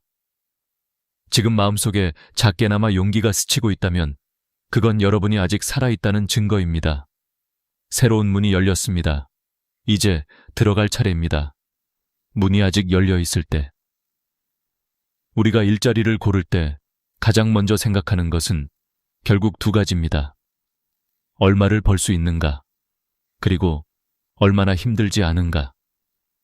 특히 나이가 들수록 시간과 에너지는 더욱 소중해지지요. 예전에는 일자리를 얻기 위해 체력, 속도, 경쟁이 필요했다면 이제는 경험, 배려, 꾸준함이 더 큰 가치로 인정받는 시대가 왔습니다. 이번 시니어 경력 활용 일자리 사업의 가장 큰 변화는 바로 월급과 근무 시간에서 드러납니다. 예전의 노인 일자리 다들 기억하실 겁니다. 한 달에 27만 원, 많아야 30만 원 남짓. 솔직히 말하면 약값 조금 내고 버스 몇 번 타면 사라지는 돈이었습니다. 게다가 일은 어땠나요? 여름엔 땀이 등줄기를 타고 흐를 정도로 뜨거운 햇볕 아래서, 겨울엔 손이 곱아 터질 만큼 찬바람 맞으며 일해야 했습니다. 그 고생에 그 돈이라면 차라리 안 하지. 많은 어르신들이 한번 해보고는 이렇게 포기하셨습니다. 몸은 힘든데 보상은 적으니 마음이 남는 게 없었던 거죠. 하지만 이번 사업은 다릅니다. 완전히, 확실하게, 눈에 보이게 다릅니다. 먼저 월급입니다. 월 75만 원 이상. 여기에는 기본 활동비뿐 아니라 주유수당까지 포함됩니다. 1년 동안 꾸준히 근무하시면 총 800만 원 가까이 가능합니다. 이제는 생활비 걱정을 조금 내려놓을 수 있는 수준입니다. 작은 사치도 할 수 있고, 손주에게 과자 하나 더 쥐어줄 수 있고, 오랜만에 친구 만날 때 커피 한 잔을 기분 좋게 살 수도 있습니다. 어떤 분들은 이렇게 말씀하실 수도 있습니다. 그래도 75만 원이 큰 돈인가? 하지만 여기에는 중요한 심리적 차이가 있습니다. 내가 번 돈이라는 것. 누구에게 미안할 필요도 없고, 눈치를 볼 필요도 없고, 설명할 필요도 없습니다. 그저 당당하게 통장으로 들어오는 나의 월급. 그 감정은 이 나이가 되어보면 금액이 아니라 존재의 가치로 다가옵니다. 두 번째는 근무 시간입니다. 하루 3시간. 그것도 내가 가장 편한 시간대로 선택 가능. 오전 9시 1, 2시 혹은 오후 1시 4시. 그저 하루 중 가장 여유로운 시간에 잠시 다녀오면 됩니다. 점심 전이면 점심 전에 끝내고, 오후에 시간이 좋으면 오후에 다녀오면 됩니다. 그리고 무엇보다 중요한 점, 대부분 실내 근무입니다. 더 이상 계절과 싸우지 않아도 됩니다. 비가 오든 눈이 오든 바람이 불든 쾌적한 환경에서 편안하게 일할 수 있습니다. 여기서 잠깐. 왜 이런 변화가 생겼을까요? 단지 복지 차원이 아닙니다. 정부는 이제 어르신들을 노동의 주체로 다시 바라보기 시작했습니다. 도움을 받는 대상이 아니라 사회에 여전히 기여할 수 있는 경험 전문가로 인정한다는 뜻입니다. 그리고 이건 단지 돈과 시간이 좋아졌다는 의미를 넘어 우리가 살아온 세월의 무게가 존중받기 시작했다는 신호입니다. 예를 들어볼까요? 젊은 사람은 속도와 힘이 있을지 모릅니다. 하지만 사람을 이해하는 능력, 말 한마디에 묻어나는 온기, 상대의 마음을 편안하게 만드는 분위기는 오랜 세월을 살아온 사람만이 가질 수 있는 능력입니다. 이 능력은 숫자로 계산되지 않지만 사람의 삶에 가장 깊이 스며드는 가치입니다. 그래서 이번 일자리는 경험이 자산인 사람들을 위한 자리입니다. 돈을 조금 더 버는 것이 목적이 아니라 내 삶의 리듬을 되찾는 것이 핵심입니다. 사람은 규칙적인 일상 속에서 건강을 지킵니다. 하루에 일정한 시간에 일어나고, 움직이고, 대화하고, 웃고, 만나는 시간. 이 리듬이 무너지면 몸도 마음도 빠르게 약해지지만 다시 회복하면 표정부터 달라지고 건강이 돌아옵니다. 한 연구에서는 하루 3시간 사회 활동을 꾸준히 한 어르신들은 그렇지 않은 어르신보다 우울감이 42% 감소하고 운동기능 저하 위험이 37% 줄었다고 발표했습니다. 그리고 가장 인상적인 결과는 자존감이 68% 향상되었다는 것입니다. 이건 누구와 비교해서가 아니라 나 자신과의 거리가 가까워졌다는 뜻입니다. 우리는 모두 압니다.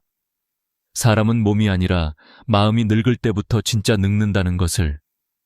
그러니 이번 변화는 단순한 일자리 정책이 아니라 삶의 속도를 다시 되찾는 일입니다.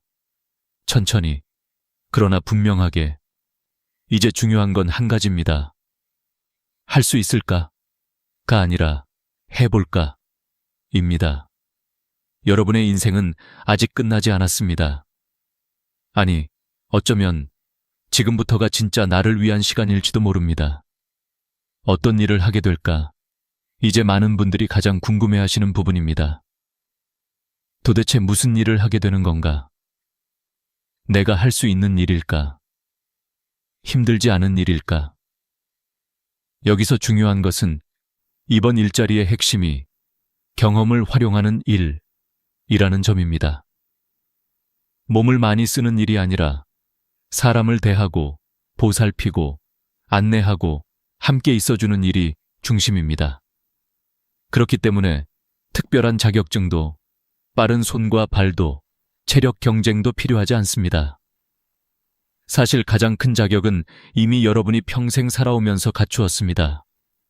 인내, 배려, 공감, 책임감. 이 네 가지는 그 어떤 학교에서도 그 어떤 자격 시험에서도 배울 수 없는 것들이죠. 하지만 여러분은 이미 수십 년 동안 그것을 삶 속에서 몸으로 익혀오셨습니다. 그래서 이번 일자리의 대부분은 어르신들이 가장 잘할 수 있는 일들로 구성되어 있습니다. 먼저 손주 돌봄 보조 활동입니다. 이 일을 하면 어린이집이나 지역 아동센터에서 선생님을 도와 아이들을 살피는 역할을 하게 됩니다. 아이들이 밥을 먹을 때 천천히 옆에서 챙겨주고, 낮잠 잘 때 등을 토닥이며 재워주고, 그림책을 함께 펼쳐 읽어주고, 운동장이나 놀이터에 나가면 손을 잡아주고 보호해주는 일들입니다. 여기서 중요한 건 힘을 쓰는 것이 아니라 마음을 쓰는 일이라는 겁니다. 아이들은 누구보다 따뜻한 손길을 금방 알아봅니다. 부드럽게 이름을 불러주는 목소리, 급하지 않고 천천히 기다려주는 시선, 넘어졌을 때 괜찮아, 천천히 하면 돼 라고 말해주는 안정감. 이건 젊은 교사가 따라할 수 없는 세월이 만들어준 힘입니다. 아이들과 함께 있는 시간은 어르신들에게도 큰 활력이 됩니다. 작은 손이 내 손을 꼭 잡아올 때 여기에서 내가 여전히 필요한 사람이라는 것을 마음으로 느끼게 됩니다. 두 번째는 공공서비스 안내 및 행정 지원입니다. 이 일은 주민센터, 복지관, 지역서점, 공공시설 등에서 이루어집니다. 자리에서 편안하게 앉아 주민들을 맞이하고 간단한 안내와 정리, 줄서기 안내, 서류 위치 안내 등을 돕는 역할입니다. 나는 컴퓨터 못하는데 괜찮나? 많은 분들이 이렇게 걱정하시지만 괜찮습니다. 컴퓨터 입력이 주 업무가 아니라 사람을 맞이하고 대화를 통해 안내하는 일이 중심이기 때문입니다. 예를 들어보겠습니다. 어떤 어르신이 주민센터 문 안으로 들어옵니다. 어디로 가야 할지 몰라 두리번거리는 모습. 이럴 때 여러분이 다가가 어떤 도움 필요하세요? 천천히 말씀해보세요. 이 한마디면 이미 절반은 해결된 것입니다. 사람은 누군가가 나를 반겨줄 때 마음이 먼저 열립니다. 이러한 작은 응대 하나가 행정기관의 분위기를 바꾸고 동네의 표정을 바꿉니다. 세 번째는 시설 관리 및 환경 보조 활동입니다. 학교나 공공시설에서 주변 환경을 돌보는 역할입니다. 여기서 말하는 환경 관리란 무거운 장비를 옮기거나 힘든 청소를 하는 것이 아닙니다. 예를 들어 학교 급식 시간에 아이들이 줄을 서고 차례를 지킬 수 있도록 부드럽게 지켜보는 일, 서점에서 책을 정리하며 조용히 공간을 유지하는 일, 복지센터에서 사람들이 편안하게 이용할 수 있도록 안내하는 일, 몸이 크게 불편하지 않은 어르신들이라면 부담 없이 할 수 있는 일들입니다.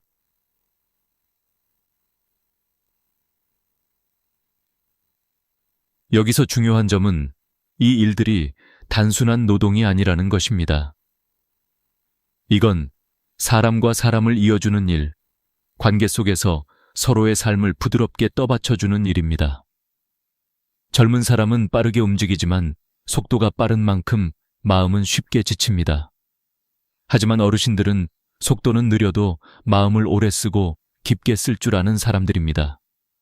그래서 이번 일자리는 여러분을 느린 힘의 전문가로 인정합니다. 또 한 가지 중요한 것, 주말과 공휴일은 쉽니다. 가족과의 시간, 친목 시간, 취미 생활을 방해하지 않습니다. 또 1년 동안 꾸준히 일하면 유급 연차 휴가도 지급됩니다. 연차를 쓰지 않으면 연차 수당으로 돌려받습니다. 그리고 혹시라도 일하다 다치면 어떻게 하냐고요? 걱정 마십시오. 산재보험이 자동 적용됩니다. 치료비 걱정 없이 안전하게 보호받으며 일할 수 있습니다.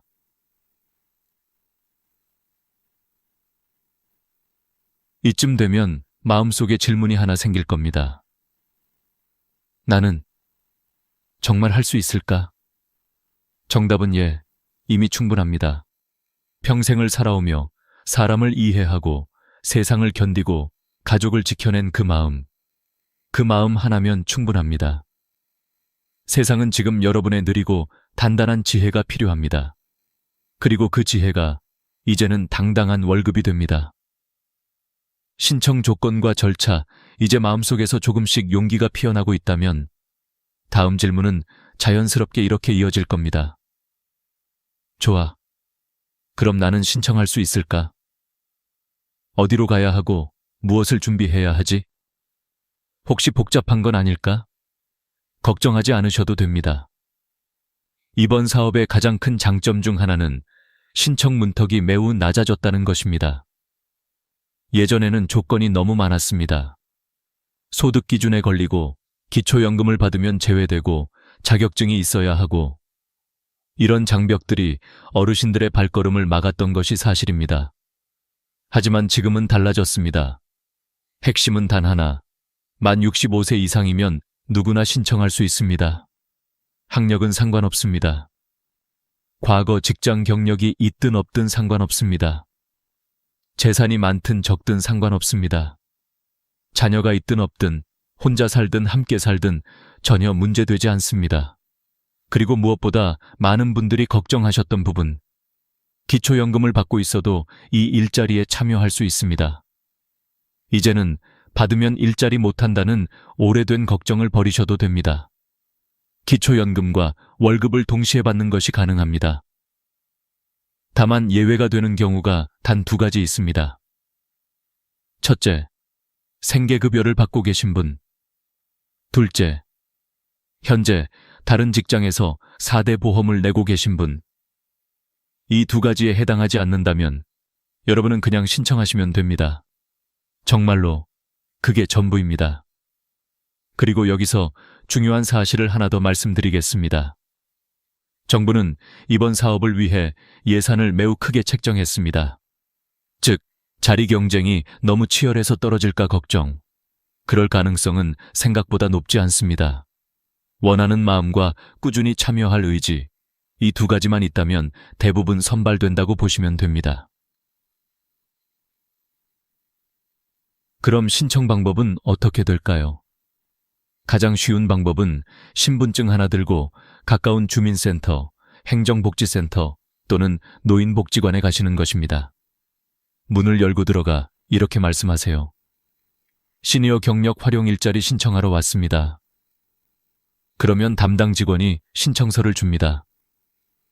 그 신청서는 길지도 않고 어려운 내용도 없습니다.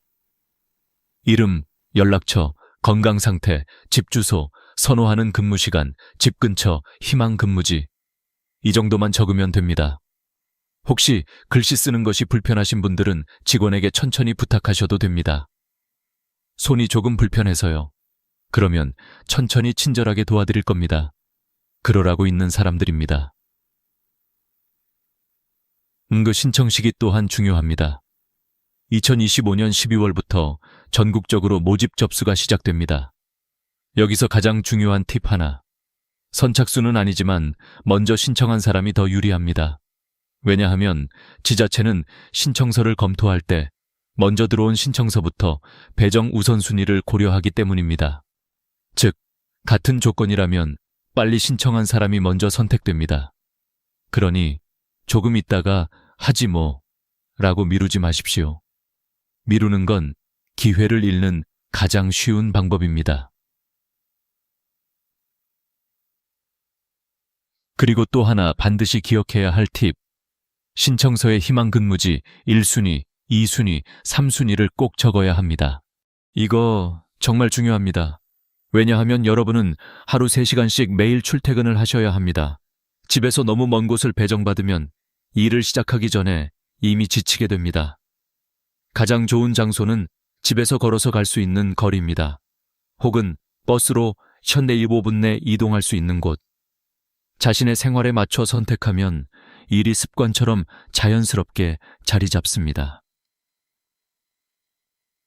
그리고 신청할 때 하나 더 중요한 것이 있습니다. 솔직함. 상담할 때 이렇게 말하십시오. 무리하게 힘든 일은 못합니다. 사람들과 이야기하는 건 잘합니다. 아이들 보는 건 익숙합니다. 앉아서 하는 일이라면 자신 있습니다. 이렇게 말해주셔야 여러분에게 맞는 일자리가 정확히 배정됩니다. 억지로 참아가며 일하는 건 오래가지 않습니다. 하지만 나에게 잘 맞는 일을 하게 되면 그 일은 노력이 아니라 생활의 일부가 됩니다. 여기서 아주 중요한 한 문장. 여러분은 누군가의 부담이 아니라 누군가에게 꼭 필요한 사람입니다. 신청은 자신을 증명하는 절차가 아니라 자신을 다시 사회의 자리로 데려오는 과정입니다. 그 문을 여는 첫걸음은 생각보다 훨씬 가볍습니다. 천천히 걸어서 주민센터 문을 열고 들어가는 것. 그 한 걸음이 앞으로의 1년, 그리고 남은 인생의 흐름을 바꿀 수 있습니다. 가까운 길은 멀어 보이고 먼 길은 가까운 것처럼 느껴질 때가 있습니다. 하지만 인생에서 가장 중요한 길은 늘 지금 여기에서 시작하는 길입니다. 그리고 그 길은 이미 여러분 앞에 펼쳐져 있습니다. 이제 선택만 남았습니다. 숨겨진 혜택과 안전장치, 지금까지 말씀드린 월급, 근무 시간, 업무 내용만으로도 충분히 매력적인데요. 그런데 이 일자리에는 겉으로 보이지 않는 더 큰 혜택들이 숨어 있습니다. 많은 분들이 이걸 모르고 지나가고 알게 된 분들은 이건 진짜 놓치면 후회한다고 말합니다. 왜냐하면 이 혜택들은 돈보다 더 큰 삶의 안정감을 주기 때문입니다. 먼저 가장 중요한 소식. 기초연금 그대로 받습니다. 일을 하면 기초연금 깎이는 거 아니야. 그동안 이렇게 걱정하셨죠? 하지만 이번 사업은 기초연금에 영향을 거의 주지 않습니다. 즉, 기초연금은 기초연금대로 받고 일자리 월급은 월급대로 받습니다. 이건 생각보다 큰 차이를 만듭니다.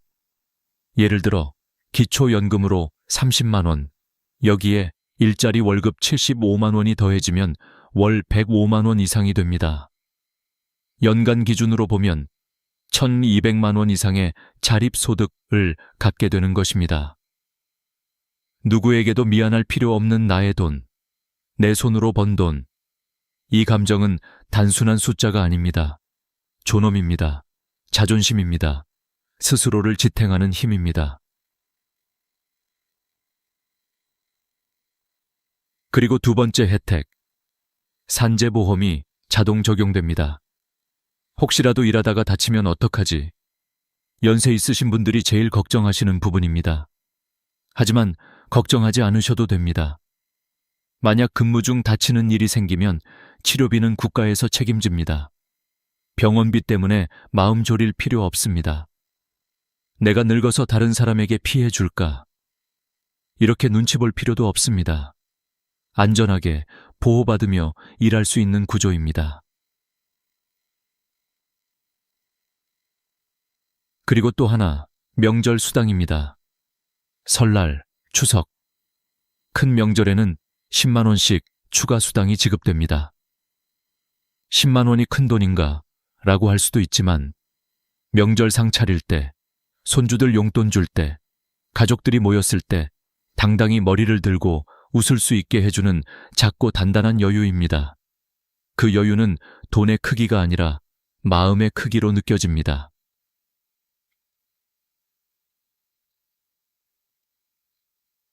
네 번째 혜택은 사회적 연결입니다. 사람은 혼자 있을 때 마음이 무너집니다. 집 안에서 TV만 보며 시간을 보내다 보면 시간이 흐르는지도 모르게 됩니다. 움직이지 않으면 몸도 굳고, 말하지 않으면 마음도 다치고, 만나지 않으면 세상과 멀어집니다. 하지만 이번 일자리의 구조는 사람과 사람이 자연스럽게 연결되도록 설계되어 있습니다. 아침에 옷을 갈아입고 나가 누군가와 대화를 하고, 누군가의 손을 잡아주고, 누군가의 고개 끄덕임을 받고 돌아오는 하루. 그 하루가 쌓이면 표정이 달라지고, 걸음이 달라지고, 숨쉬는 리듬이 달라집니다. 웃는 시간이 조금씩 늘어나고, 머릿속이 환해지고, 몸이 가벼워집니다. 건강은 단번에 좋아지는 것이 아닙니다. 살아가는 방식이 바뀔 때 따라오는 선물입니다. 다섯 번째 혜택은 자존감의 회복입니다. 사람은 내가 누군가에게 도움이 되는 존재라고 느낄 때 살아있음을 느낍니다. 내가 가서 아이를 달래주면, 내가 안내해준 누군가가 고맙다고 인사하면, 내가 함께 있어주는 것만으로 누군가가 편안해진다면, 그 순간 나는 단순히 일하는 것이 아니라 누군가의 하루를 지탱해주는 사람이 됩니다. 이 힘은 평생을 책임감으로 살아온 어르신들이 가장 잘 알고 있는 힘입니다. 어떤 사람은 인생에서 큰 돈을 남기고 떠나지만 어떤 사람은 따뜻함을 남기고 떠납니다. 그리고 따뜻함은 시간이 지나도 지워지지 않습니다. 여섯 번째 혜택은 삶의 활력입니다. 하루 3시간. 너무 많지도 않고 너무 적지도 않은 시간. 집에만 있을 때는 시간이 흐르는지 느끼기 어렵습니다.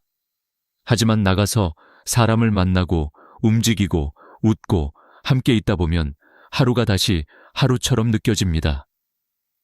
그리고 그 하루가 쌓이면 일주일이 되고 1년이 되고 새로운 인생의 흐름이 만들어집니다. 이 모든 혜택의 핵심은 하나입니다. 이 일자리는 몸을 쓰는 일이 아니라 마음을 쓰는 일이라는 것. 그리고 마음을 쓰는 일은 조급할 필요가 없고, 경쟁할 필요가 없고, 버티거나 견딜 필요도 없습니다. 그저 천천히, 부드럽게, 사람답게, 삶을 다시 내게 맞는 속도로 걸어가는 일입니다. 그 속도가 바로 여러분의 속도입니다. 인생의 후반부를 다시 그리다. 우리는 어느 순간 이런 생각을 하게 됩니다. 이제 나는 살아온 날이 앞으로 살아갈 날보다 많겠구나. 그 생각이 마음 한켠을 서늘하게 만들기도 합니다. 하지만 어르신 여러분, 살아온 시간이 길다는 것은 그만큼 더 단단한 인생을 가지고 있다는 뜻입니다. 세월은 사람을 약하게 만들기도 하지만 동시에 그 사람을 깊게 만듭니다. 여러분이 걸어온 길, 그 길 위에는 눈물도 있고 웃음도 있고 희생도 있고 포기가 아닌 버팀이 있었습니다. 그래서 인생의 후반부는 무너진 자리를 바라보는 시간이 아니라 다시 나를 일으켜 세우는 시간입니다. 일자리를 시작하신 어르신들이 종종 이런 말씀을 하십니다. 집에만 있을 땐 내 마음이 늙어가는 느낌이었는데 다시 나가서 사람을 만나니 얼굴부터 살아나더라고. 처음에는 조금 불안하고 어색할 수 있습니다. 오랜만에 새로운 공간, 새로운 사람들, 새로운 생활 패턴. 하지만 사람은 익숙함보다 적응하는 존재입니다. 조금만 시간이 지나면 길을 찾고 자리를 만들고 역할을 찾아갑니다. 그건 여러분이 이 세상을 살아오며 이미 증명한 능력입니다. 어르신들이 가장 많이 변화하는 부분은 표정입니다. 처음에는 조금 굳어있고 조심스럽고 말수가 적습니다. 하지만 아이의 손을 잡고 산책을 도와주거나 주민센터에서 누군가에게 의자를 안내해주거나 공공시설에서 천천히 책을 정리하거나 그 작은 순간들을 반복하게 되면 눈빛과 미소가 자연스럽게 살아납니다. 사람은 누군가에게 필요한 존재로 느껴질 때 가장 깊이 살아있음을 경험합니다. 그리고 여러분이 이 일자리를 선택하는 가장 큰 이유는 사실 돈이 아닙니다. 돈은 그저 문을 여는 열쇠일 뿐입니다. 진짜 이유는 나는 아직 살아있고 내 삶은 지금도 계속되고 있고 나는 여전히 누군가를 따뜻하게 만들 수 있는 사람이다. 이 사실을 다시 확인하고 싶은 마음입니다. 사람은 나이를 먹는 것이 아닙니다. 시간 속에서 모양이 달라지는 것입니다. 예전에는 속도가 필요했고 경쟁이 필요했고 가족을 지키기 위한 강함이 필요했습니다. 하지만 지금은 속도가 아니라 깊이, 경쟁이 아니라 연결, 강함이 아니라 따뜻함이 필요합니다. 그리고 이 모든 것은 여러분 안에 이미 있습니다.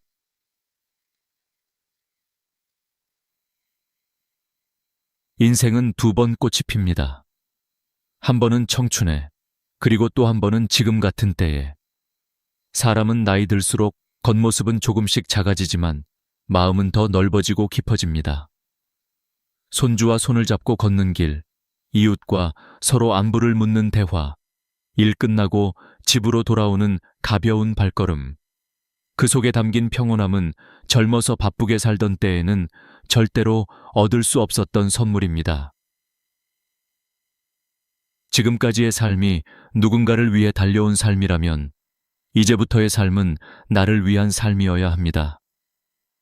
아침에 일어나는 이유가 생기고 외출할 옷을 고르는 즐거움이 있고 누군가와 웃으며 하루를 나누는 시간이 있다면 그건 이미 삶이 다시 피어나고 있다는 신호입니다. 이 사업은 어르신에게 새로운 미래를 약속하는 프로젝트가 아닙니다. 대신 이미 여러분 안에 있던 삶의 힘을 다시 깨워주는 기회입니다. 그리고 제가 오늘 드리고 싶은 마지막 한마디는 이것입니다. 지금부터도 늦지 않았습니다. 정말 전혀 늦지 않았습니다. 우리는 살아온 날보다 남은 날을 더 진하게 만들 수 있습니다. 그 시작은 거창하지 않습니다. 단 한 걸음입니다. 집 문 앞에서 신발을 신고 주민센터 문을 열고 들어가는 그 단순한 한 걸음. 그 한 걸음이 여러분의 인생을 다시 꽃피우는 출발점이 됩니다. 여러분의 시간은 여전히 아름답고 여전히 귀하고 여전히 살아 있습니다. 이제 새로운 계절이 여러분 앞에 와 있습니다. 문은 열려 있고 들어갈 수 있는 기회는 지금입니다. 오늘 이 영상이 여러분의 마음에 작은 용기로 남기를 바랍니다. 감사합니다. 그리고 다음 이야기에서도 여러분의 삶에 따뜻한 길을 함께 비춰드리겠습니다. 좋아요와 구독 부탁드립니다. 여러분의 응원이 이 채널을 계속 살아있게 만듭니다. 오늘도 건강하시고 마음 편안한 하루 보내세요.